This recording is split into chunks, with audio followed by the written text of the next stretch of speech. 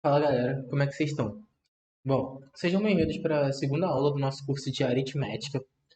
A gente na última aula andou estudando um pouco dos conjuntos, o que que são conjuntos, como que eles se comportam, como que a gente relaciona quantidades. A gente viu algumas demonstrações legais, né, durante os exercícios, né? A gente viu que dá para tirar bastante coisa disso. E um pedacinho que ficou faltando, mas eu realmente acabei preferindo não definir e só comentar um pouco nos exercícios por alto, é a parte de definir o que que são conjuntos de fato, né? O que que são os naturais, o que que são os racionais e tudo mais. Eu vou comentar um pouco nessa, porque por mais que o tema final da aula seja a divisibilidade, como você já deve ter visto pelo nome, essas coisas, antes de chegar lá, eu vou falar um pouco do que a aritmética se propõe a estudar, como já que é o segundo aula do nosso curso, né? A aritmética se propõe a estudar as operações entre os números. Então, eu vou comentar delas, eu vou comentar quais são os conjuntos que a gente trabalha, beleza? Tudo para a gente entender por que que a gente para na divisibilidade, entendeu? Por que que a gente, quando chegar na divisibilidade, começa a pensar mais, sabe? Vocês vão entender quanta coisa dá para sair dali e por que que a gente termina e vai passar boa parte dessa aula falando só sobre divisibilidade, beleza? Então, espero que vocês não estejam desanimados, porque na última aula a gente viu uma teoria mais pesada. Essa aula a gente vai de fato fazer mais conta, vai de fato, assim, refletir um pouco mais do que na última, que eu só fiquei jogando bastante coisa para vocês, beleza? Então, vamos lá, vamos ver essas coisas. Bom, então vamos lá. Só para a gente fechar esses detalhes, a gente vai definir alguns conjuntos que é bom a gente já saber, assim, que a gente define para poder conversar melhor, poder delimitar mais fácil, certo? Então, a gente vai definir os conjuntos numéricos, beleza? E para conjuntos numéricos, a gente vai definir por algumas letras especiais. Quando a gente tem essa letra aqui, ó, vou fazer um pouco melhor.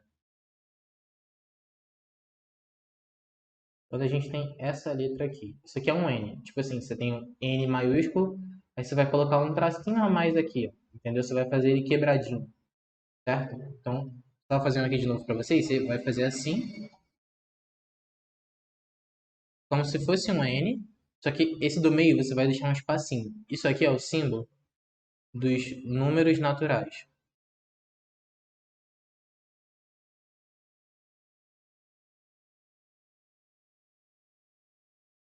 E quem são os números naturais? Você define como esse n aqui como sendo o zero é natural. Isso é importante. Um, o 2, o 3. Isso aqui segue. Isso aqui segue crescendo indefinidamente, entendeu? Então, tipo assim, o 37 é natural. O 48 é natural. O 1999 é natural. O menos 3 é natural? Não. Beleza? Natural são todos os números inteiros e positivos, beleza? Vocês vão ver agora o que é um número inteiro, mas é tipo, não pode nenhum número com vírgula e não pode ninguém negativo, entendeu? Não pode fração, são os caras mais bonitos ali, bem dizer, beleza? Os próximos caras são os inteiros. Eles são representados por uma letra Z, beleza? Só que é um Z especial. Os inteiros parece que você pegou esse N e você girou, entendeu? Se você olhar para esse N aqui, você girar ele. Isso aqui são os números inteiros, beleza? Quem são os números inteiros? Os números inteiros, você só consegue definir eles a partir do meio. Você coloca lá o zero. Aí você vai. Um, 2, 3. E cresce infinitamente para cá. Mas aqui para o outro lado você tem o menos um, o menos 2, menos 3. E cresce infinitamente também. Ou seja, os números inteiros são a mesma coisa que os números naturais, só que você pega o zero e você coloca pro outro lado também, entendeu? Você coloca os negativos, entendeu? Por isso que eu falei que os naturais são os inteiros positivos, sabe? É como se os inteiros você só complementasse o que falta nos naturais.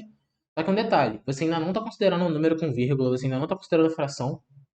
O que você fez aqui você tem a reta real, né? Se você colocasse uma reta. Pensa aqui que você tem uma reta. E essa reta aqui vai ter os números. Você tinha lá o zero, o um, o 2, beleza? E por aí ia o quanto você quisesse aqui. Quando você chegou nesse cara aqui, o que você fez você colocou essa reta e agora ela cresce para os dois lados. Então você tem o zero, você tem o menos um, Você tem aqui o 2, entendeu? O 1 aqui também, entendeu? E você fez isso, entendeu? Agora você pode olhar tanto para os caras sempre decaindo, né? Você sempre consegue diminuir um e é infinito. Você sempre consegue somar um e é infinito. Isso aqui são exemplos de conjuntos infinitos que eu estava mostrando para vocês, beleza? Aí, como vocês sabem, a gente tem números com vírgula, certo? E números com vírgula a gente consegue escrever como forma de fração. Vocês vão ver depois, num módulo só sobre frações e o módulo da próxima aula, ciência essa, vocês vão ver MMC, MDC, números primos e essas coisas. Vocês vão ver tudo isso e vocês vão entender como que as frações se constroem, quais são a definição bonitinha, entendeu? Vocês vão ver bonitinho. Mas, se eu pudesse resumir, os números que a gente vai chamar de racionais aqui, número racional é todo número que você consegue escrever em forma de fração.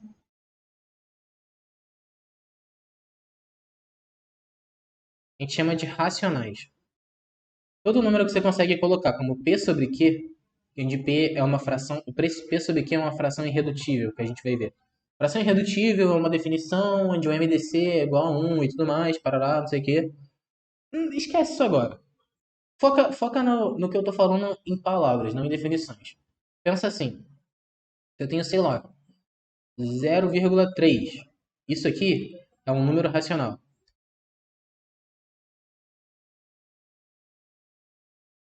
Por quê? Porque vocês vão ver lá no futuro que isso aqui é uma fração, entendeu? Mas, tipo assim, isso aqui, como é um número com vírgula bonito, você parece que não tem problema com ele, tudo bem. Você tem lá, por exemplo, o 0,25. Isso aqui é racional. Ah, eu não falei, né? O racional é um Q com um tracinho do lado. Você faz lá o seu Q e você bota um tracinho aqui, entendeu? Isso é o símbolo dos racionais. Só que aí tem aquela. É uma pergunta num número que não é tão bonito assim, aparentemente, que é, sei lá, só tem esse número aqui, ó. 0,33333 infinitamente. Isso aqui, por mais que isso aqui vocês vão ver que se chama dízima, dízima periódica, que é o 3 fica repetindo infinitamente, é um número com vírgula assim, esse número existe. É, por que isso aqui é racional? Porque vocês vão ver que isso aqui dá para ser em forma de fração e isso é bonito. Como assim bonito? Isso tem padrão, certo? Se eu escrevo assim, ó, 0,27 infinitamente. O que acontece? Eu percebi que o 27 fica sempre repetindo. Ou seja, como existe um padrão, esses caras aqui, posso juntar aqui e falar que eles são racionais. Beleza? Quando que um número com vírgula não vai ser racional? Quando esse número não tiver padrão. Como assim? Pensa no raiz de 2. Raiz de 2 é um número que você consegue ir calculando várias vezes. Ou seja, raiz de 2 é 1,4142, se eu não me engano, e por aí continua. Beleza? É alguma coisa por aqui. Beleza? O raiz de 3 é mais ou menos 1,7, né? É 1,7 alguma coisa.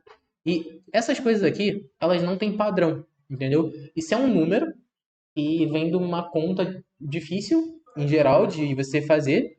E você vai calculando ele e você vê que ele não segue padrão, ele simplesmente não.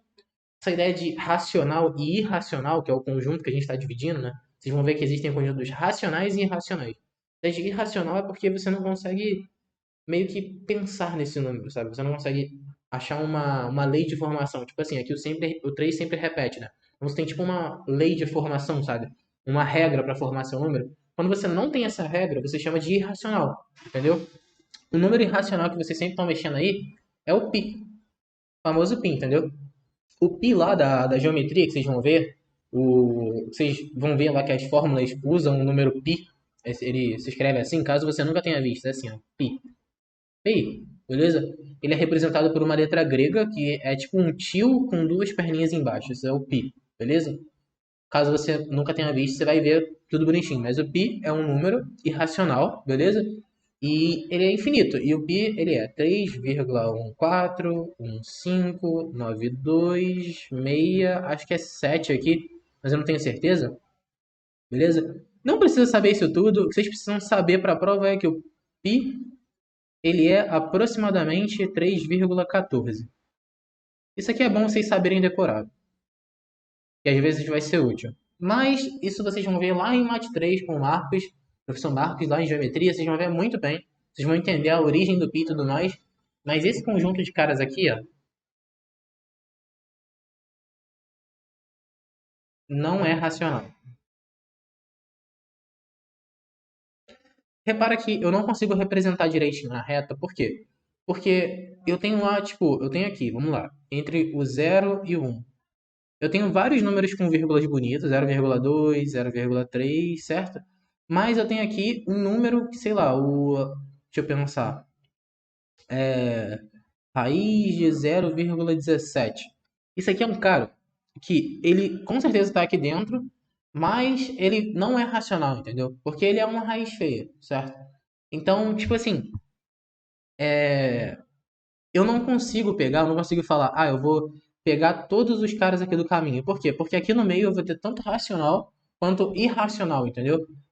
Detalhe, os racionais podem ser negativos, entendeu? Então, por exemplo, se eu tenho menos raiz de 3 é irracional, entendeu? Eu tenho menos 0,2. Menos 0,2 é racional. Então, enfim, como vocês ainda não têm toda a bagagem de fração, essas coisas, para entender o que é uma fração irredutível, por hora que vocês precisam entender racionais são coisas bonitas, coisas que eu consigo entender a formação, por mais que sejam números com vírgula, entendeu? Que eu consigo tornar uma fração. E os irracionais são representados por essa letra aqui. É um i com uma barrinha do lado, beleza? Um i, você bota uma barrinha assim. Como se fosse um 2, mas a barrinha. Pra você não confundir com 2, é bom que a sua barrinha não toque, entendeu? Então você faz tipo um i e bota uma barrinha aqui assim. Não deixa ela tocar não, senão vai ficar parecendo 2. Só pra te facilitar, teu bem. Beleza? Isso aqui são os números irracionais. Para vocês não pensarem que eu esqueci, eu não estou definindo naquela anotação de conjuntos, porque da mesma forma que eu não consigo colocar na reta real, não fica bonito se eu tentar colocar isso entre chaves, entendeu? Eu não consigo definir bem, porque não é contínuo. Você entende isso? Você entende que se eu for pintando, eu vou ter pontinhos, eu vou ter buraquinhos ali naquela reta, entendeu?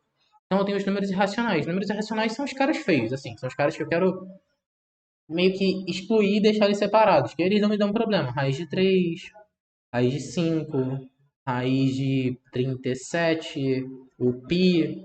Existe uma letra que vocês vão estudar futuramente, que é a letra E, que também é o valor de um neperiano aí, uma parada aí. Deixa pro futuro.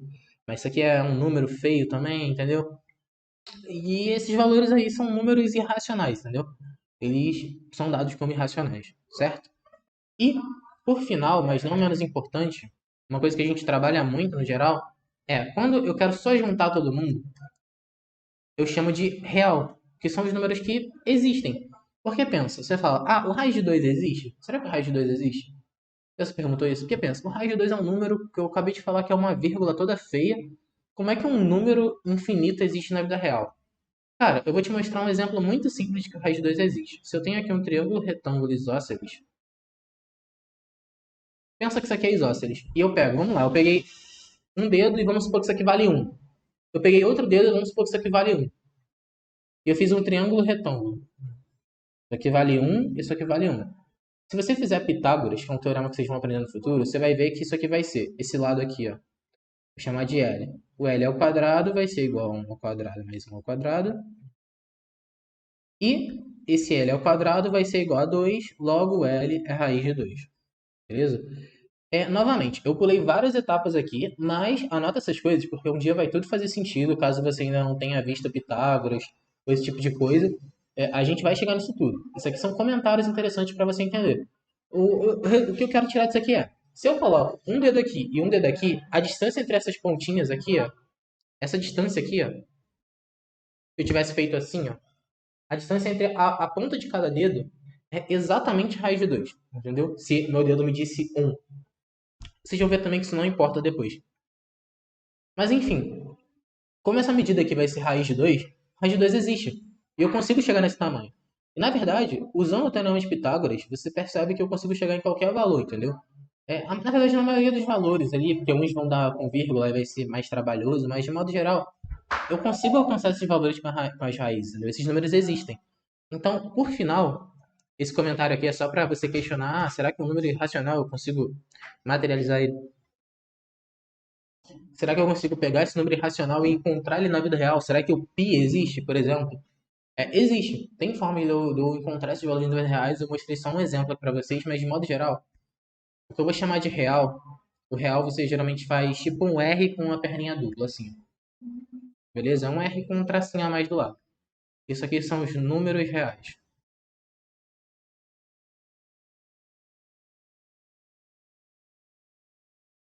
Vou escrever um pouco melhor aqui. Beleza? E muita gente representa isso de forma interessante. Aqui você pode voltar a representar a reta, beleza? Porque pensa, os números reais, eles também contam os negativos, certo? Então, tipo assim, número real vai ser a união, ou seja, isso aqui vai ser a união dos racionais com os irracionais. Isso são os números reais, que eu considero reais. Ou seja, depois que eu coloco zero aqui no meio, é só eu sair pintando tudo e falar que tudo é real. Tanto que isso aqui é conhecido como a reta real, entendeu? Por quê? Porque se eu for pegando essa reta, sei lá, se eu coloco um aqui, ó. Se eu coloco um, pego esse pedaço e dou zoom nele. Eu pego esse pedaço aqui e vou ampliar. Eu faço esse pedaço aqui, ó. Aqui agora um e agora zero. Aqui no meio eu tenho 0,5. Aí aqui eu vou ter o raiz de 0,17 que eu falei pra vocês. Entendeu? E por aí vai. Então, tipo assim, aqui nessa reta, como eu estou considerando tanto os irracionais quanto os racionais, eu tenho todos, beleza? E eu posso fazer pro outro lado também. Eu posso pegar aqui o menos um e fazer a mesma coisa, entendeu? Então, esses são os números reais. Detalhe, vocês vão ver depois em álgebra que a gente não tira a raiz de número assim. Por exemplo, a raiz de menos 4. Isso aqui eu não encontro, beleza? Porque isso aqui, a raiz é uma operação que a gente vai discutir as operações ali. A raiz é uma operação que é encontrar fatores que se multipliquem nesse cara, certo? Tipo assim, se eu não consigo multiplicar dois caras e encontrar menos 4, dois caras iguais, entendeu? Porque se eu multiplico 2 vezes 2, eu tenho 4, certo? Se eu multiplico menos 2, eu teria que multiplicar por caras iguais, seria menos 2 vezes menos 2. Isso daqui também dá 4, certo? Então, esse número aqui, como a gente só estuda até os reais, o que a gente conclui disso aqui é menos 4 não pertence aos reais. Enquanto a raiz de 4 é 2, certo? E a raiz de 4 pertence aos reais, beleza? E por aí vai, entendeu? Então, assim, esses são os conjuntos numéricos. Tem uma representação interessante para eles, que é a seguinte, que eu vou mostrar aqui embaixo, que é unificando tudo isso aí. Aqui, ó. Eu pego aqui, depois eu vou pegar aqui e vou partir isso aqui em dois conjuntos. Aqui dentro eu vou partir mais uma vez e eu vou partir mais uma vez, certo? Quem são esses caras aqui? Eles são os irracionais. Porque pensa, os irracionais são números meio que exclusivos. É eles por eles mesmos, entendeu? Aqui fora eu tenho, na verdade, um de dentro, né? Aqui dentro eu tenho os naturais, beleza? Que é o zero, um, 2, 3. Aí aqui fora eu tenho os negativos, certo? Por quê? Porque, pensa comigo, quem são os inteiros? Os inteiros são os naturais mais os números negativos. Ou seja, os naturais são subconjuntos dos números inteiros. Pensando nas coisas da outra aula que a gente viu. E pensa só, que eu tenho os inteiros. Quem são os racionais? São os números com vírgula, alguns deles que aparecem ali no meio. Ou seja, os racionais são justamente esses caras aqui. E se eu pegar e fizer a união disso aqui tudo, pegar aquele quadradão que eu comecei desenhando preto e juntar tudo aqui, eu tenho aqui grandão os reais como a união de tudo isso, entendeu? Tem questão que ele vai perguntar: ah, a resposta do problema pertence sei lá, isso aqui, ó. Ele fala que a resposta é x e que x pertence aos inteiros menos os naturais. Aí você vai lá, vai fazer esse desenho aqui desse diagrama, entendeu? Você pode fazer com círculos também, né? Na prova a gente vai lá, faz um círculo, aí a gente vai lá. Círculozinho naturais, círculozinhos inteiros, círculozinhos racionais, círculozinhos irracionais e círculosão reais, beleza? Então você faz no seu rascunho. E quem são esses números aqui? Eu tenho os naturais, certo? Então eu tenho lá 0, 1, 2, foi. Os inteiros, quem são? Menos um, vamos lá, né? Infinito, né? Infinito, menos um, zero, um, dois. Aí repara, quando eu for fazer quando eu for realizar a diferença aqui, né? O que eu vou fazer aqui é simplesmente tirar esse conjunto aqui. E vai sobrar quem? Vai sobrar todo esse pedaço aqui, ó. Que são os números estritamente negativos, entendeu? Então é isso. Antes da gente partir para o próximo tópico, que são as operações em si, um comentário, que é mais uma representação, às vezes o cara vai fazer isso aqui, ó, observação. Ele vai escrever tipo assim, ele tem aqui os inteiros, ele vai colocar isso aqui, ó. Esse símbolo aqui quer dizer que são inteiros não nulos, certo? Não nulos é diferente de zero, certo? Então, se eu coloco um asterisco, é não nulos, certo? Pode ser que ele coloque assim, ele coloca do jeito que ele quiser, depende muito do autor, certo? Mas, viu um asterisco, é não nulos, certo? Isso aqui, ó, não nulos. E outra coisa é se ele coloca, por exemplo, isso aqui, ó, com um símbolozinho aqui embaixo, com um mais, ou pode ser um menos. Se ele coloca um sinal, significa que ele quer os racionais positivos, entendeu? E se ele coloca racionais positivos, você também considera o zero. Porque se ele quiser que você exclua o zero, o que ele vai fazer é, ele vai colocar racionais, por exemplo, aqui, eu vou colocar com menos. Ele coloca o asterisco e o menos, ou seja, que é racionais, não nulos e negativos. Ou seja, é a partir do menos um, eu não conto zero. Então eu vou menos um, menos dois, menos três, menos quatro, por aí vai, entendeu? O zero ele conta tanto como negativo quanto positivo. Mas esses são só comentários. Então, bom, a gente fechou essa parte de conjuntos e tal, são só uns detalhes mais específicos, né, que a gente acaba usando, entendeu? Então a gente apoiou a matemática nisso, em números racionais, irracionais, reais, inteiros, inteiros não nulos, reais, positivos. Um tópico que a gente trabalha no futuro, por exemplo, é o tópico de médias. Vocês vão ver o quê? Que quando eu estou falando de médias, as fórmulas de médias, os resultados de médias, eles só funcionam se os números forem reais positivos. Então, tipo, os conjuntos servem para limitar.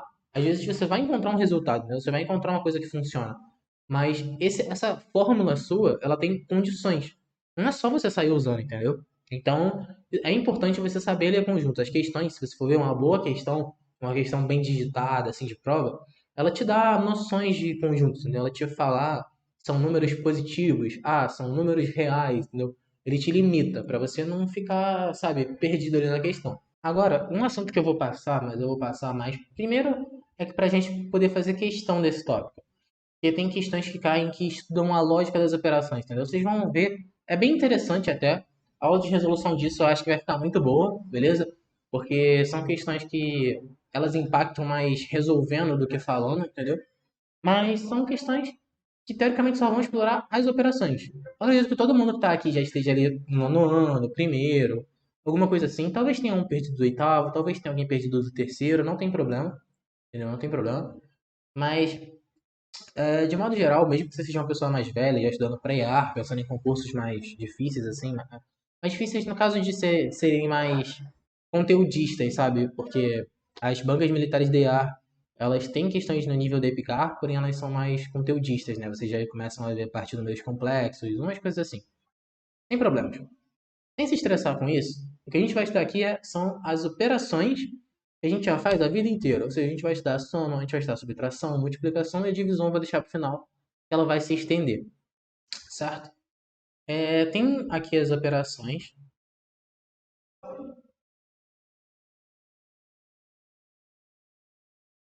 beleza? E bom, em primeiro lugar, de vez em quando tem umas pegadinhas que aparecem que vão perguntar para vocês, vão usar o nome formal para você entender qual que é a operação que ele está realizando. E, por exemplo, existem nomes bonitos para as coisas. Por exemplo, se eu estou fazendo uma soma, eu chamo as coisas de parcela. Mas se eu estou fazendo um produto, eu chamo as coisas de fator. Então, às vezes, eu vou simplesmente virar para vocês e falar: mas aí eu tenho o fator 3 em comum. Fator 3 vocês não podem pensar. Não, ele tem o fator 3 em comum, então é 3 mais A e B mais 3. Não. Se eu falei que eles têm o fator 3 em comum, significa que é 3A e 3B. Por quê? Porque eles têm em comum o fator 3.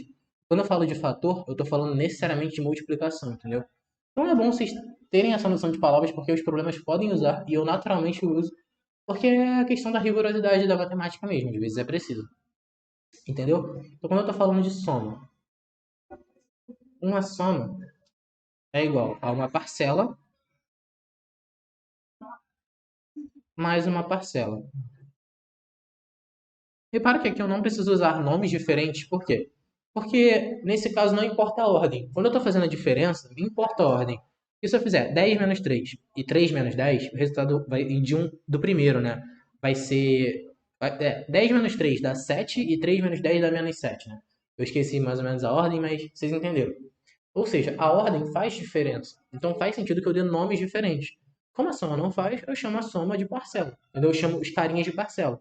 Então eu somei a parcela 3 com a parcela 10, dá 13. Se eu somar 3 com 10 dá 13, se eu somar 10 com 3 dá 13. E não importa, entendeu? Quando eu tô falando de diferença, quando eu tô falando de diferença, eu tenho que a diferença é igual ao minuendo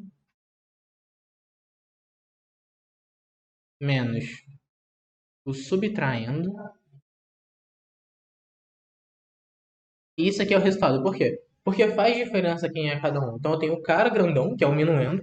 O minuendo é tipo quem eu vou tirar alguma coisa, e o subtraindo é o que eu tô subtraindo, entendeu? Então isso é importante que vocês entendam. Assim, que vocês saibam esses nomes, porque tem uma questãozinha chata ou outra ali, das próprias provas, aí Picard de vez em quando coloca uma dessas aí, e vai cobrar isso aí. E você pode chamar de diferença, mas às vezes o resultado também é chamado de resto. Da mesma forma que também é chamado lá na divisão, beleza? Então essa é chamada de resto, certo? Beleza. Quando eu estou pensando agora na multiplicação,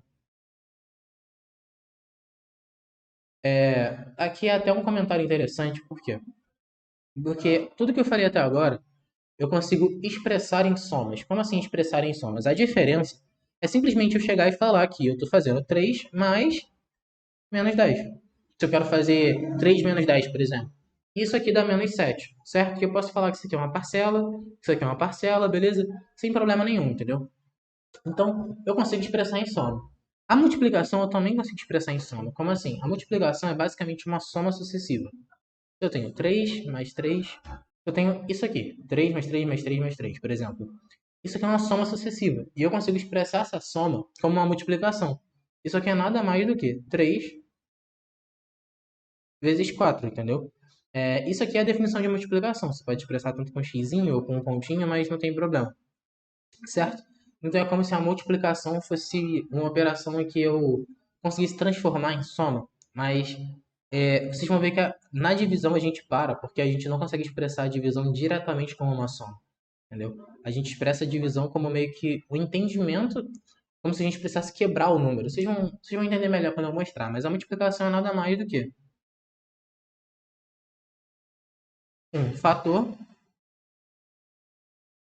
vezes um fator. Isso aqui dá o resultado, que é a multiplicação, beleza? Nesse caso aqui, assim como lá na soma, a ordem dos fatores não altera o produto. A gente também chama de produto isso aqui. A gente chama a multiplicação às vezes de produto, beleza? É importante falar isso. Mas assim, é até aquela frase, né? A ordem dos fatores não altera o produto e tal, mas, cara, então, assim, é importante que a gente saiba, é importante vocês saberem que as operações conseguem ser transformadas em soma. Tem uma outra questão interessante aí, meio maluca aqui, de vez em quando isso aí pode ser útil. É bom vocês saberem os nomes, saberem que alguns você pode trocar, alguns você não pode trocar a ordem, entendeu? A ordem dos fatores você sempre pode trocar, beleza? E show de bola. E por último, a gente tem a divisão. O que que é a divisão? Pensa assim, imagina que eu tenho um número, sei lá, 50. Quando eu penso em dividir 50, imagina que eu quero dividir 50 balas para 10 pessoas. O que eu quero fazer é, quantas vezes eu conseguiria ter somado 10 para que desse 50? Pensando assim, na divisão inteira, né? Certo? Eu consigo fazer isso 5 vezes. Então, 50 sobre 10, né? 50 dividido por 10. Vamos escrever assim, com dois pontinhos. Por enquanto, beleza? Mas você já... É bom vocês já irem sabendo que isso aqui é uma fração e tal, enfim. Quando eu dividir 50 por 10, isso aqui vai dar o quê? Vai dar 5, certo? 50 por 10 dá 5. Por que isso aqui dá 5? Porque para ter formado 50, eu precisei somar 5 vezes o 10. Entendeu? Então, quando eu estou dividindo, na verdade é quantos grupos inteiros eu consigo formar de uma determinada coisa. Por exemplo, se eu tenho 53, 53 eu consigo escrever como 10 mais 10 mais 10 mais 10 mais 10 mais 3. Se eu estou dividindo isso aqui, eu vou falar que isso aqui formou 5 inteiros, mais uma partezinha, entendeu? Que isso aqui a gente chama de resto, entendeu? Então não é uma operação trivial de você escrever como soma, entendeu? É algo que dá um trabalho e, em especial, a gente considera quase que a divisão uma operação diferente, certo? Aí vamos representar a divisão. A divisão tem vários pedaços. Ó. A divisão, eu vou colocar naquela forma de chave, né, que a gente chama. É o quê? Ele é o dividendo dividido por um divisor, deixando um quociente e um resto. Geralmente a gente faz assim, né? A divisão, certo?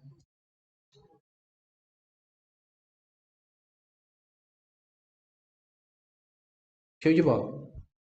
No futuro a gente vai ver as propriedades disso aqui, mas basicamente isso aqui não parece com as outras, né? Porque as outras a gente meio que formou uma equação, não sei se vocês perceberam, a coisa fica mais ou menos linear, bonitinha ali e tal, e isso aqui ficou meio que uma chave, parece que eu não consigo relacionar. A gente vai reduzir isso aqui para que fique mais fácil da gente representar, a gente vai chamar as coisas por letrinhas. A gente geralmente escreve dessa forma aqui, ó. O que é isso aqui? Dividendo por divisor, dando um quociente Qzinho e um resto Rzinho, beleza?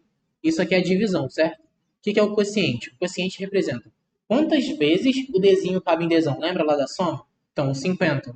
Lembra lá que eu dividi em 5 10? Então eu fiz aqui, ó, 10, 10, 10, 10, 10, certo? Entendeu? O que é o resto? Lembra quando eu botei o 53, que aí sobrou 3 aqui? Então, esse 3 é o resto. É isso aqui, cara. Você sempre pode pensar no exemplo das balas, entendeu? Sempre pode pensar nesse exemplo de, eu quero distribuir balas e eu não quero, assim, eu não quero que as pessoas fiquem com números diferentes, entendeu?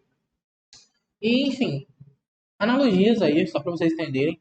Só que isso aqui tem uma relação muito interessante, que é essa aqui, ó.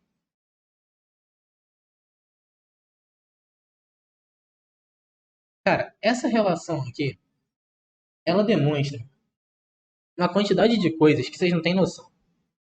Tipo assim, lembra que eu falei que a aritmética vai para a teoria dos números?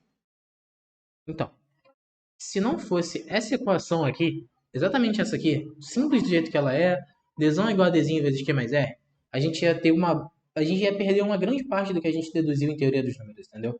Quem já viu as aulas aí, as próximas aulas, quem já acompanhou, vocês vão ver que quando eu paro para fazer demonstração, a primeira coisa que eu faço é buscar essa equação, entendeu? Então é algo importante, vocês têm que saber isso, essa vocês realmente têm que saber, beleza? Eu sei que eu acabo falando isso pra tudo, mas é porque vocês têm que saber mesmo. Vocês vão fazer prova, vocês têm que dar o jeito de vocês, entendeu? Faz parte do processo e acho que vocês se comprometeram com isso quando vocês falaram que queriam entrar numa escola militar, entendeu? Porque passar nessas provas exige de vocês também, sabe? Não é só, eu tô aspirando a uma carreira legal, entendeu? Você também pensou, putz, eu vou parar um momento e eu vou me dedicar a saber algumas coisas, eu vou me dedicar, eu vou colocar um esforço nisso para que eu tenha todos aqueles benefícios no futuro. E você é uma pessoa, tipo assim, eu considero isso muito bonito da sua parte. Eu considero muito bonito quem para um momento da vida para dedicar um grande esforço em prol desse objetivo, sabe? Então, eu considero pessoas que estudam para isso uma pessoa que teve uma maturidade muito grande. Então, eu assumo que você é uma pessoa desse tipo, que você teve essa maturidade. Eu tô só fazendo esse comentário porque às vezes eu vou falar, cara, isso é muito importante, você tem que saber isso. É porque você tem que saber. E por mais que eu fale isso pra muita coisa e parece que tudo é importante, cara, se você já fez esse esforço, faz direito, entendeu? Tipo, você já vai ficar lá um tempo assistindo aula. Então assiste da melhor forma possível, entendeu? Faz do melhor jeito possível. Entendeu? Se for pra gastar esforço, gasta logo de uma vez pra que você garanta que você vai passar, entendeu? Você garanta que tu vai estar lá dentro e que tu não vai jogar teu tempo assim, entre aspas, fora, entendeu? Não é que você jogou fora, você adquiriu conhecimento, você amadureceu, tem várias coisas aí. Mas eu sei que no fundo, na visão de vocês, eu ainda sou aluno em outras situações, mas a gente no fim quer um resultado, né? A gente quer estar lá dentro. Eu sei que às vezes pode ser um pouco desconfortável, às vezes quem não passou por pouco, esse tipo de coisa, que já tá vendo mais uma vez. Pra que vocês não sintam isso, cara? Leva o que eu tô falando a sério, considere essas coisas, se esforça direitinho, entendeu? Pega o tempo que vocês estão estudando pra isso aí, bota tudo que vocês podem de vocês, depois vocês descansam. Não é errado descansar, não tô falando pra vocês não descansarem. Só que no tempo de descanso, você descansa com tudo, e no tempo de estudar, você estuda com tudo, entendeu? Mas agora voltando pro tema da aula, cara, essa é uma equação muito importante.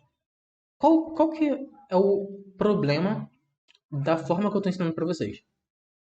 Isso foi algo que isso foi deduzido há muito tempo.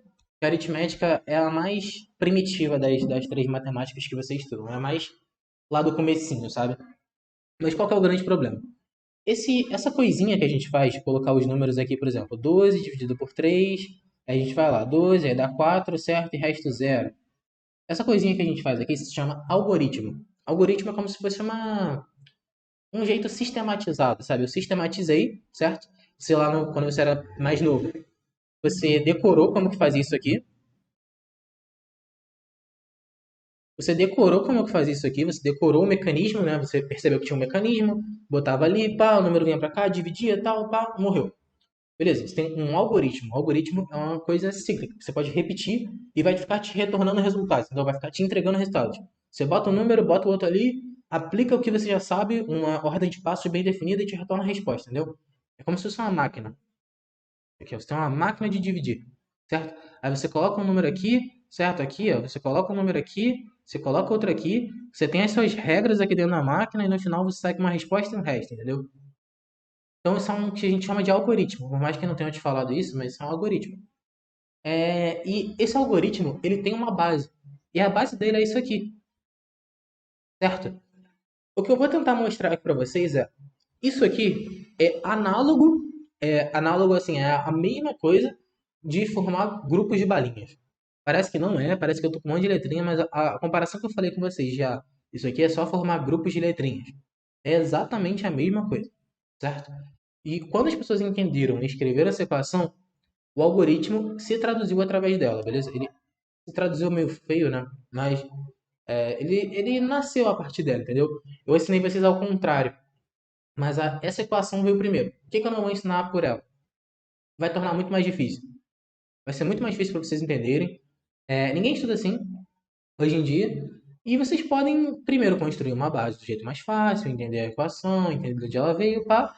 Depois vocês entendem a origem, que foi a forma que eu aprendi, entendeu?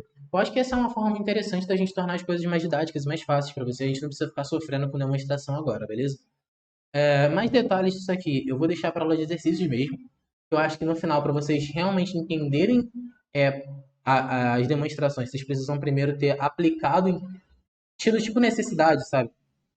Acho que uma coisa de demonstração que era muito ruim é quando o professor sai demonstrando tudo, mas você não sente necessidade, sabe? Você pensa, pô, se eu tenho uma fórmula, eu posso só aplicar a fórmula, pra que eu quero saber por que eu demonstro? Pensa aí.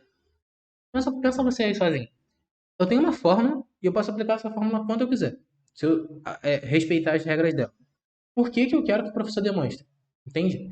E no final você vê que demonstrar constrói uma base para você, entendeu? Constrói uma intuição além para você. Demonstrar te faz resolver problemas mais difíceis, entende? Então, enfim, eu conversei bastante sobre isso aqui. Vocês viram que eu fiz uma grande pausa para falar só dessa equação, mas ela é muito importante, beleza? Eu vou botar asteriscos, e ele é muito importante, beleza?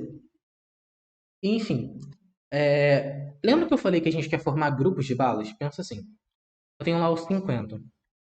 O que eu estou fazendo se eu pudesse reescrever os 50 agrupando ele,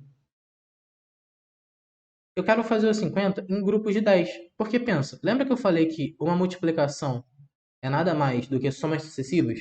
Ou seja, quantas vezes eu consigo ficar fazendo aquela soma lá do 10 para distribuir, entendeu? Então, se eu quero dividir isso aqui, eu lembro que acho que era por 5, né, que eu estava dividindo, eu escrevi ao contrário aqui, eu estou dividindo por 5. Não, perdão, é por 10 mesmo, para poder dar 5 a resposta. Eu estou dividindo por 10, certo? E na hora de dividir por 10 aqui, eu estou pensando, quantas balas ficam para cada criança, certo? Entendeu? Como é que eu vou distribuir isso aqui, entendeu? E se eu olhar para isso aqui, eu estou basicamente fazendo um processo inverso da divisão. É como se, perdão, o processo inverso da multiplicação. É como se na multiplicação eu tivesse dois fatores e fizesse o resultado, e na divisão eu já te dou o resultado, que é o meu dividendo, certo? Eu já te dou o total, certo? Porque na divisão é tipo assim, imagina que eu tenho 5 sacos com 10 balas, perdão, imagina que eu tenho 5 crianças com 10 balas cada uma. Tenho 5 crianças e cada uma tem 10 balas. Qual o total de balas? É 50, certo? Faz sentido. Nesse caso aqui eu te falo, eu tenho 50 balas, certo? Eu tenho 50 balas e cada criança tinha 10 balas. Quantas crianças eram? Entendeu? Então, isso aqui eu estou considerando que é inteiro, certo? Então eu chego nessa equação aqui. E isso aqui é como se fosse uma divisão. Só que essa divisão aqui você assume que não tem sobra, você assume que dá bonitinho, certo? Como divisão, às vezes a gente está trabalhando com números inteiros, números que não tem vírgula, a gente faz essa equação e coloca um resto. Porque, por exemplo, lembra do 53? O que acontece com o 53? O 53 é como se fosse 10 vezes um quezinho mais um resto, certo? Então, por exemplo, eu consigo falar que eu consigo distribuir. Se eu fosse arrumar o 53, eu consigo falar que consigo arrumar o 53 como 4 vezes 10 mais 13. Se eu resolver essa conta, dá 40 mais 13, 53. O que isso quer me dizer? Quer me dizer que eu consigo formar 4 grupos de 10 e sobram 13 balas no saco, entendeu? Então, assim, é uma forma de ver. Como não é interessante pra gente muitas vezes ficar mexendo com restos ainda, vocês vão ver que vai ser no futuro, mas por enquanto, como não é interessante ficar mexendo com restos assim muito fora do que a gente conhece, é normal que vocês tenham aprendido esse algoritmo aqui da seguinte forma. Essa divisão acaba quando o meu R for menor que o Dzinho. Certo? Vocês provavelmente aprenderam isso aqui. E aí o resto deu zero, é menor que o Dzinho. O resto deu 2, só que eu estou dividindo por 3, acabou. Por quê? Porque pensa aqui. Se o resto der isso, quer dizer que vocês vão ver lá depois que vocês têm fatoração. Isso é aquela coisa que eu falei. Vocês vão precisar voltar depois, ou vocês vão precisar olhar isso no caderno de vocês, vocês vão olhar. Ah, era isso que ele estava falando. Se eu pensar em fatoração, quando eu tiver lá o 53 e falar que isso aqui é 5 vezes 10 mais 3, que é justamente eu pegar o 53, dividir aqui por 10, ver que dá quociente 5 e resta 3. O que é isso? Quando eu botei aqui em cima, eu poderia quebrar esse 13 como 10 mais 3, certo? 13 é 10 mais 3. Isso eu tenho 4 vezes 10 mais 1 vezes 10, isso aqui dá 5 vezes 10, certo? E fatoração é justamente isso aqui, é como se fosse botar 10 em evidência, entendeu? Então, enfim, só para parecer que tá quebrando aqui, deixa eu botar isso aqui para vocês conseguirem ler depois. Aqui, show de bola. Quando eu tô quebrando isso aqui, quando eu tô fazendo essa operação, por mais que tenha ficado um pouco confuso, tenta me acompanhar. O que eu tô fazendo isso é o resto. Isso não tá errado, isso é um resto. Porém, isso não é o resto mínimo. Então a gente não se interessa tanto por isso agora, entendeu? Na vida real. Então pensa, não faz sentido. Pensa que você tem lá 53 balas, você tem 10 crianças, você vai dar 4 para cada um e guardar 13, sendo que você pode distribuir tudo. A não ser que seja a sua intenção guardar uma quantidade, você só está distribuindo o máximo que dá, entendeu? Então, a gente se interessa por restos mínimos. Apesar de isso não ser uma verdade absoluta, é o que a gente se interessa e é por isso que a gente aprende o algoritmo da forma que a gente aprende, entendeu? Então, aqui, isso aqui nada mais é do que a fórmula. Ó, isso aqui é o Dzão, isso aqui é o quociente, isso aqui é o Dzinho, isso aqui é o resto. Tanto faz ser QD, ser DQ, né? Aqui, ó. Vou mostrar pra vocês de novo. Tanto faz aqui ser DQ ou QD, isso aqui é um vezes, tá? É um pontinho. Tanto faz ser um outro, porque o que eu falei? A ordem dos fatores não altera, né? Então, show de bola. Isso aqui é a divisão, entendeu? Isso aqui nada mais é que a divisão. Bom, na nossa próxima aula, vocês vão ver que a gente vai estudar um pouco de MMC, MD6, a gente vai estudar os números primos, certo? Vocês vão ver, eu vou dar uma prévia da próxima aula, porque eu sinto que não está no momento. E eu sinto que é mais importante dar essa aula agora, falar essas coisas agora, do que na próxima, certo? É o quê? É casos em que a gente vai dividir muito bonito. Vocês vão perceber que em alguns casos em especial a gente vai ter uma divisão muito. A gente vai começar a perceber as coisas de jeito muito bonito, entendeu? Porque, por mais que na próxima eu vá dificultar as coisas, eu vá ser rigoroso, essa base é importante, certo? Porque já mata muita questão. Então, a gente também. Eu quero me preocupar muito nesse curso com tornar vocês sempre pessoas capazes de fazer muita questão, entendeu? Então, eu não quero, às vezes, ter que dar uma teoria que demora muitas semanas, ter que ser extremamente rigoroso, fazer várias demonstrações sem vocês poderem estar fazendo as questões. Então, às vezes, eu vou dar uma matéria tipo, eu já vou falar um pouco de números primos agora, e na próxima aula eu vou definir os números primos de fato. Por quê? Porque eu acho que desse jeito vocês vão fazer o máximo de questões possíveis. E quanto mais questões, mais próximos vocês estão da aprovação de vocês, entendeu? Fazer questão é muito importante. Então, que a gente vai fazer agora é pensar casos em que os caras são divisíveis. É o que a gente chama de critérios de divisibilidade.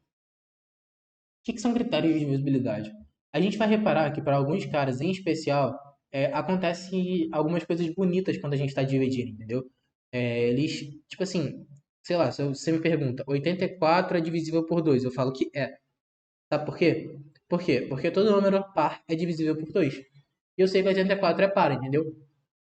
Outro jeito também é porque a gente fala que o critério por 2 é olhar o último algarismo. Ou seja, 4 é divisível por 2?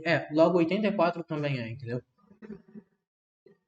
De modo geral, o critério de divisibilidade serve para quê? A gente vai perceber que se algumas coisas acontecem, é como se a gente tivesse uma pista, entendeu? Então, sem fazer a divisão, a gente tem pistas espalhadas por aí, entendeu? E, bom, isso aqui é algo que não tem muito mistério. Por enquanto, vocês vão ter que decorar mesmo e começar a fazer questão, mas eu consigo demonstrar assim que a gente chegar em aulas relacionadas à congruência. Esse é um tópico que eu considero especial, então talvez eu não coloque ele como uma aula assim das mais importantes, assim, entendeu? Mas os critérios você tem que saber.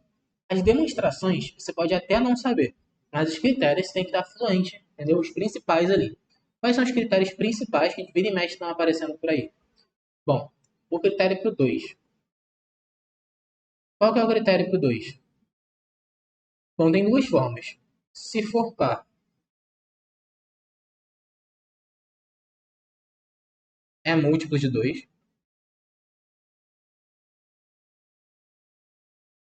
O que significa ser múltiplo de 2? Significa que dá resto zero por 2, beleza? Ser múltiplo é tipo assim, 2x. 2x é múltiplo de 2. Por quê? Porque tem o 2 ali, por exemplo. Sei lá, 26. 26 é 2 vezes 13, certo? Então, 26 é múltiplo de 2, entendeu? É só um cara que multiplicado por alguém dá 2, entendeu? Se for par, ou também posso olhar para o último algarismo. Se o último algarismo, eu vou abreviar o algarismo, deixar resto zero, então é divisível por 2.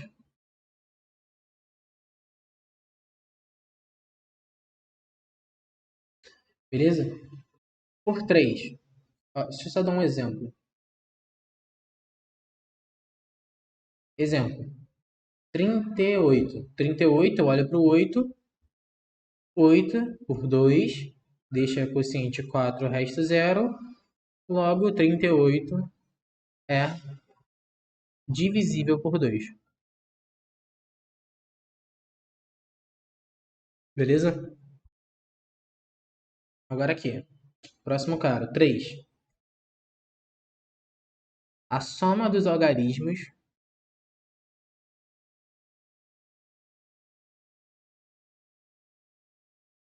é ser divisível por 2. Perdão, ser divisível por 3.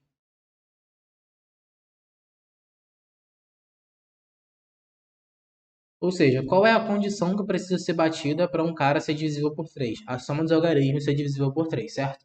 Então, por exemplo, 12. 2 é divisível por 3? Soma. 1 mais 2. São os algarismos. 1 mais 2 dá 3. 3 divide 3, né? 3 dividido por 3, quociente 1, resto zero. Ou seja, o 12 é divisível por 3. 12 foi um exemplo fácil, a gente sabe que né? Porque é um número que é 3 vezes 4. Então, mas sei lá, se fosse 1212. Se eu coloco esse cara aqui, a soma dos algarismos dá 6, certo? Que é 1 mais 2, 1 mais 2. 6 é divisor por 3? Então, o critério serve para isso, entendeu? Você pode pegar um cara, às vezes, gigante, entendeu? Se eu pego lá, 2, 2, 2. Se eu somar isso aqui, vai dar 6 aqui, né? E aqui vai dar 6, então essa soma dá 12, certo? Então, 12, que é a soma dos algarismos. A soma dos algarismos é divisível por 3? É. Logo, o cara grandão lá é divisível por 3. Então, se eu pegar, apagando aqui, ó, você faz no seu rascunho, né? Se ele cara pergunta, esse cara aqui é múltiplo de 3, esse cara aqui, ó, por 3, deixa qual o resto? Você pode falar de cabeça já, é zero. Por quê? Porque você sabe o critério de divisibilidade e você sabe que o critério de divisibilidade do 3 é simplesmente somar os algarismos, entendeu? Estou deixando aqui de exemplo. Eu tenho lá o 1329. Isso aqui dá 3 mais 9 mais um mais 2, certo? E isso aqui vai dar 6, vai dar 15, certo? É múltiplo de 3. Agora que a gente já tem o do 2 e do 3, vamos continuar. Bom, vamos lá. Não é uma regra que a gente vai ter critérios interessantes para todos os números que a gente for olhar, beleza? Eventualmente vai ter algum que simplesmente não vai ter nada legal, certo? E tá tudo bem. O que a gente está interessado para esses caras, a gente consegue dar um passo a mais, a gente consegue ter esse estalo e ir bem mais rápido. E bom, vocês vão ver no futuro que esses caras são números primos, esses que eu mostrei até agora. E em especial para números primos é muito bom saber critério. Por quê? Porque isso te acelera muito, entendeu? É, por exemplo, não só para o 2, como eu falei que existe critério para o 2, existe um critério mais geral, que é para 2 elevado a n, certo? Agora, a lógica seria, eu falei 2 do 3, eu falaria do 4, né? Se você for ver em apostilas ou em aulas no geral, o 4 as pessoas vão lá e falam: ah, você olha para os dois últimos algarismos. Ou seja, se os dois últimos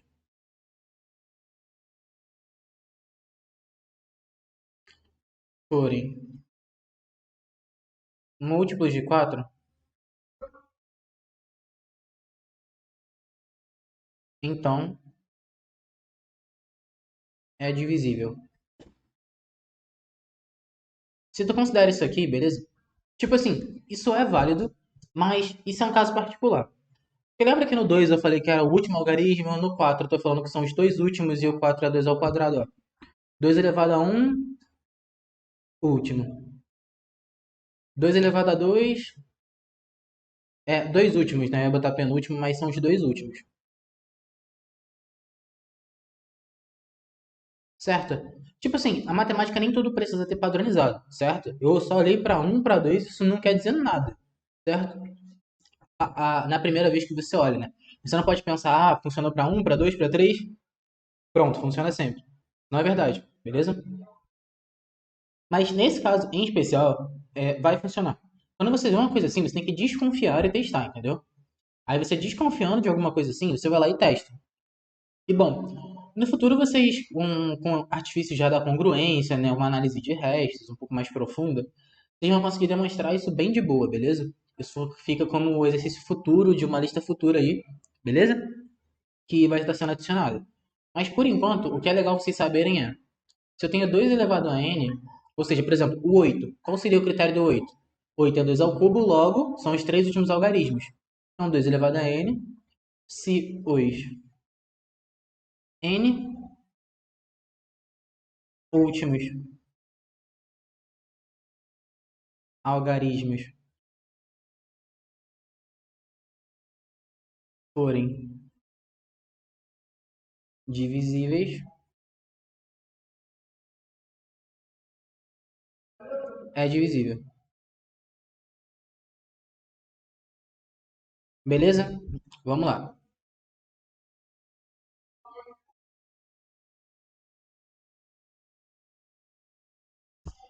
O próximo é o por 5. Bom, o por 5 tem uma lógica que dá para pensar sem a demonstração. Porque pensa. Primeiro múltiplo de 5, vamos botar que seja o zero. Beleza? Sendo o primeiro zero, o próximo é 5, o próximo é 10, o próximo é 15, o próximo é 20. Repara que o final é sempre zero ou 5, certo? E todo cara que termina em 5 é múltiplo e todo cara que termina em zero é múltiplo, certo? Então, por isso aí você pode concluir. Para ser múltiplo de 5, precisa terminar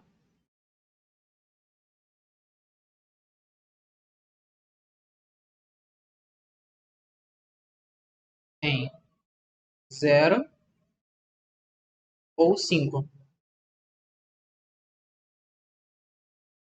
O próximo, o 6. A estratégia que a gente vai usar para pensar no 6 é uma estratégia que vale para qualquer número que a gente possa fatorar. Vocês vão Vocês vão ver que na próxima matéria que a gente estuda, que é MMC, MDC, essas coisas, que existe o lema fundamental da aritmética. O que é o lema fundamental da aritmética? Quer dizer que, tipo assim, é como se todo número ou fosse primo, ou ele pode ser quebrado em fatores primos. O 6, por exemplo, é 2 vezes 3. E vocês vão ver que 2 e 3 são primos, beleza? Então é isso. Como 2 e 3 são primos, ele bate com o lema fundamental da aritmética. Para ser múltiplo de 6, basicamente ele precisa ser múltiplo de 2 e múltiplo de 3.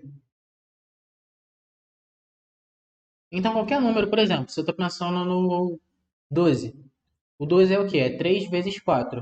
O cara precisa ser múltiplo de 3, o cara precisa ser múltiplo de 4. Eu estou comentando do 6, mas eu só vou comentar dele, assim, desses números que a gente consegue quebrar em produto, por quê? Porque quando vocês souberem quais são os números primos e tudo mais, vocês vão conseguir separar bem isso e vão conseguir identificar. Ah, por exemplo, sei lá, o 15, 3 vezes 5 precisa ser múltiplo de 3, precisa ser múltiplo de 5. O 10, por exemplo, precisa ser múltiplo de 2. Ó, batendo com os critérios que a gente falou, pensa no 10. Você sabe que para ser múltiplo de 10 tem que terminar em zero. Mas como é que a gente pode provar isso usando o critério? Por 2, a gente sabe que para ser múltiplo de 10 ele precisa ser par, certo? Então ele pode ter o final zero, um. Opa, um não, né? Para ser par final, o último algarismo do cara, tem que ser algum desses aqui, ó. Beleza? Tá fora de ordem, mas não tem problema não. O último algarismo precisa ser algum desses, certo? Para ser o múltiplo de 2. Para ser múltiplo de 5, o último algarismo precisa ser o quê? Zero ou 5, certo? Para ser múltiplo de 10, precisa ser ao mesmo tempo, tanto de 2 quanto de 5. Qual o cara que faz os dois? Repara que é justamente a interseção deles aqui. Entendeu? Então bate. Por quê? Porque o critério por 10 é ter o último algarismo igual a zero. Então não fique engessado com os critérios, não. Eu vou dar os principais, mas se você vê um número assim meio diferente, é porque ou o critério não é bonito, ou você consegue improvisar, entendeu? O critério é para ser um passo a mais, mas se isso não te ajuda como um passo a mais, você pode simplesmente armar as contas na mão e tal, usar algumas contas de divisibilidade mais espertas, e você se vira, entendeu? O importante é matar a questão. Para o 7, não existe um critério tão interessante. O critério ele é um pouco feio. Eu prefiro não comentar o critério porque eu não vejo as pessoas usando esse critério de maneira efetiva, entende? E só para não falar que eu não comentei, tem um critério um pouco feio por 7, mas eu vou falar para vocês, que é o seguinte. A gente tem, por exemplo, 2, 2, 2, 2, 2, 2. Beleza? A gente tem esse número, eu quero saber se esse número gigante é múltiplo de 7. Vocês vão ver que no futuro, quando a gente pensa em formação de um número, isso aqui é chamado de classe, ó. Isso aqui, isso aqui, isso aqui, que é tipo assim, isso aqui são as unidades, isso aqui são os milhares e tudo mais. Tanto que a gente divide com um pontinho, por exemplo, 1 milhão a gente coloca assim, né? Esse pontinho divide as classes. Isso vocês já estudaram lá no primário, mas muita gente acaba esquecendo essas coisas, beleza? Qual é o critério? A soma das classes ímpares menos a soma das classes pares. Se esse resultado for múltiplo de 7, então o número é múltiplo de 7. Como assim? Ó, isso aqui é a classe 1, né? Eu numero de trás para frente. Essa aqui é a classe 1 e ela é ímpar. Isso aqui é um I. Essa aqui é a classe 2, ela é par. Essa aqui é a classe 3, ela é ímpar. Essa aqui é a classe 4, ela é par. Soma das classes ímpares, 4, 4, 4. Menos a soma das classes pares, 2, 2, 2. Essa diferença dá 2, 2, 2. Se esse cara aqui for múltiplo de 7, significa que esse númerozão entendeu? Então, por exemplo, esse cara aqui, ele daria 22, 21, 12, 12, não é múltiplo de 7, não é múltiplo de 7. Ele deixa resto 5. Eu fiz a conta aqui, mas se vocês quiserem, vocês armam. Fiz de cabeça aqui mesmo. Entendeu? Então, esse cara não deixa resto 0 por 7, entendeu? Mas se eu rearranjasse isso aqui, se fosse assim, ó. 2, 2, 2, 2, 2, 2, 1. Se fosse esse número e vocês aplicassem isso aqui que eu falei, vocês vão ver que vai bater certinho. Só que, tipo assim, cara, eu acho isso muito impossível de cair. Tô falando mais por desencargo. Porque se é uma questão de cobrar isso, dá pra fazer no braço, querendo ou não. Dá pra se virar. Se você lembrar disso, show de bola, entendeu? Fica aí como uma curiosidade, assim, mas que quem sabe te salva um dia, beleza? Posso botar uma questão disso no simulado também, é sempre válido. Aí vocês revisam essas coisas. Mas enfim, por 8 eu não preciso fazer, né? Porque por 8 a gente já viu. Pensa que 8 é 2 ao cubo, certo? Se 8 é 2 ao cubo, o que acontece? A gente faz o critério de 2 elevado a n, certo? Então 2 ao cubo, eu pego os três últimos algarismos. Posso pular o 8. O próximo é o 9. O critério do 9 é idêntico ao do 3, ou seja, soma dos algarismos,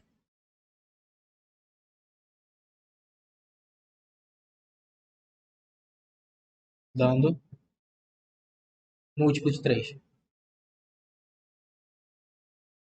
E o último que eu vou colocar é o de 11. Por que o do 11? Porque o do 11 você vai ficar meio que fazendo uma ondinha, certo? Esse aqui, cara, é muito difícil de você usar, mas é aquela coisa.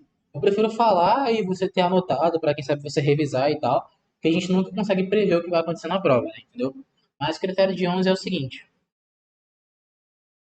O critério do múltiplo de 11 vai ser você fazer meio que uma ondinha, mas na prática é a soma dos algarismos de ordem ímpar menos os algarismos de ordem impar. Como assim? Pensa assim. Eu tenho, sei lá, o 3967, por exemplo. O que eu vou fazer? Ó, isso aqui são os algarismos. Esse é o primeiro, esse é o segundo, esse é o terceiro, esse é o quarto. A gente conta algarismo de trás para frente, certo? A gente faz de trás para frente porque a gente faz as operações de trás para frente, beleza? A gente pode contar, no final o algarismo não tem direção. Só que conta de trás para frente para te facilitar, beleza? Vai dar menos problema, só você confiar. O que que você vai fazer? Você vai fazer aqui, ó. Esse aqui é ímpar e ímpar. Esse aqui é par, esse aqui é par. Você vai fazer a soma dos ímpares menos a soma dos pares. A soma dos ímpares é 9 mais 7. 9 mais 7 é 16. Menos a soma dos pares, que é 9. 16 menos 9 dá o quê? 16 menos 9 dá 7. Ou seja, esse cara não é múltiplo de 11. Certo? Agora, se eu pegar outro cara aqui, ó. Se eu pegar o 7007. 7007, vamos lá. Ímpar, par.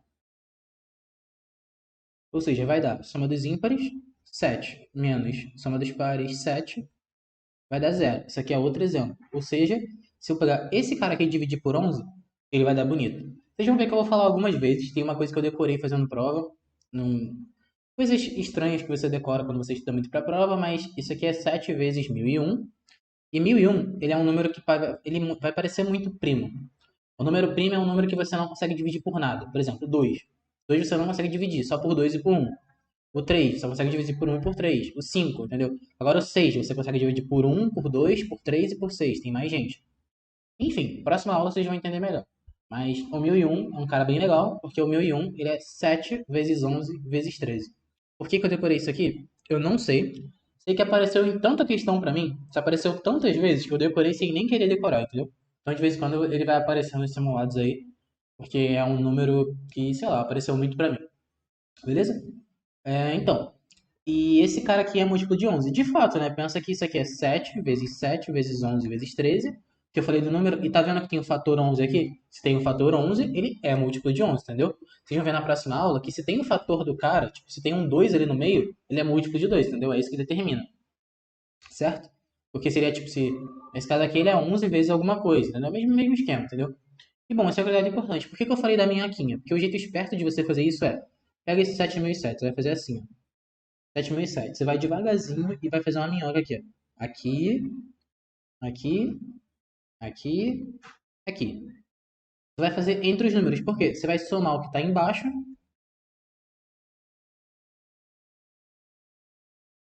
menos o que está em cima. Outro bizu que eu acho um pouco interessante, mas que eu aprendi na época e nunca esqueci é: não sei se vocês sabem, mas embaixo e em cima eles não se escrevem da mesma forma. Embaixo é junto e em cima é separado. Como é que eu decorei isso? Isso foi na época que eu fazia a prova de picar. Em cima, eu faz um V com a mão. Em cima, em cima, tá separado. Embaixo, embaixo tá junto, entendeu? Então embaixo é junto, em cima é separado. Fica aí de bizu. Se servir pra vocês, show de bola. Se não servir, show de bola também. Decorei na época da EPK. Tô falando pra vocês porque eu sei que redação é importante também. Redação e matemática eram as coisas que subiam minha nota. Então, fica aí pra vocês. Beleza? Então aqui, embaixo e em cima. Show? O que você vai fazer? A soma do que está embaixo menos a soma do que está em cima. É a mesma coisa que eu fiz aqui em cima. Só que tem pessoas que acham mais fácil decorar dessa forma aqui. E gente que acha mais fácil decorar da forma de cima. Fica ao seu critério, entendeu?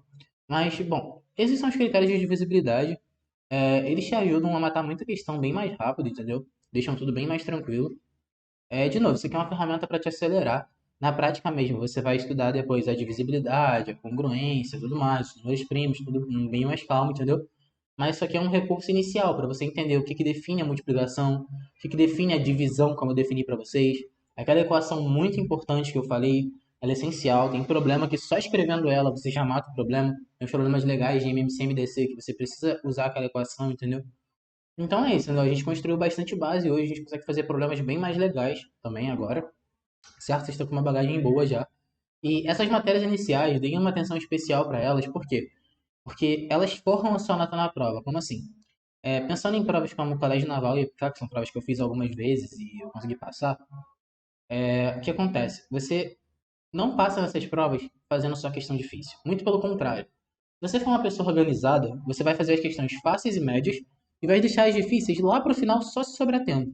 Na EPCAL eu lembro que nem sobrava tempo pra mim, porque era uma prova realmente de velocidade, então, cara, você não precisa se estressar com questão difícil, entendeu? Você tem que garantir que você vai fazer essas questões iniciais fáceis e médias bem rápido, sem perder tempo e sem pensar muito, entendeu? Então, gasta um esforço mesmo nessas matérias iniciais, aprende elas bem porque vale a pena, entendeu? Isso vai construir a tua nota ali na prova, beleza? Então, por essa aula é isso. Na próxima aula a gente continua falando dessas coisas. Vai ter uma aula de resolução dessa matéria também, onde eu vou comentar com tópicos especiais e tudo mais, para o pessoal que também assiste a aula de resolução. E qualquer dúvida, se você tiver acesso ao grupo do Telegram lá, é só mandar que a gente responde tranquilamente, beleza? É isso, valeu, até a próxima.